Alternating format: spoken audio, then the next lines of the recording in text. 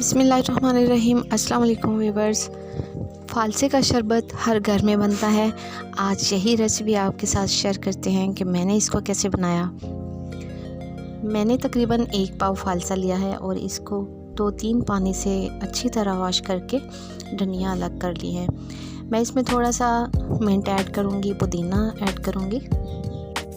1 गिलास पानी ऐड करके इसे तकरीबन 1 मिनट तक हम ग्राइंड कर लेंगे।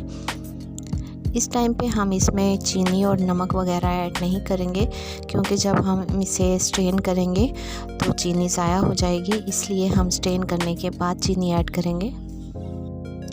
स्ट्रेन करने के लिए मैंने छलनी का यूज़ किया है। आप इसको चाय वाली छलनी भी यूज़ कर सकते हैं या जो भी आपके पास अवेलेबल हो, आप उससे इसको स्ट्रेन कर सकते हैं।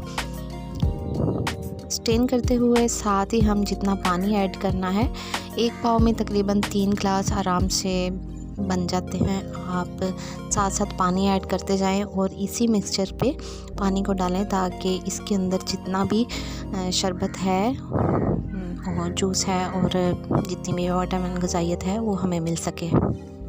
इस टाइम पे अगर आप चाहें तो कोई सी भी कोल्ड ड्रिंक ऐड कर सकते हैं पानी की जगह। ग्राइंड किए हुए फ़ालसे से हमने जूस को अलग कर लिया है।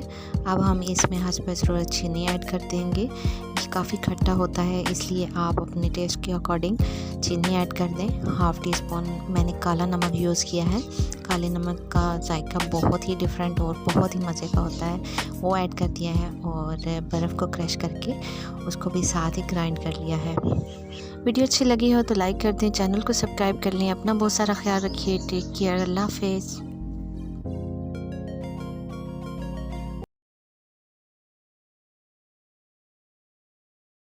इस टाइम पे अगर आप चाहें तो पानी की जगह इसी जूस में आप कोई सी भी कोल्ड ड्रिंक ऐड कर सकते हैं, 7 अप या स्प्राइट वगैरह।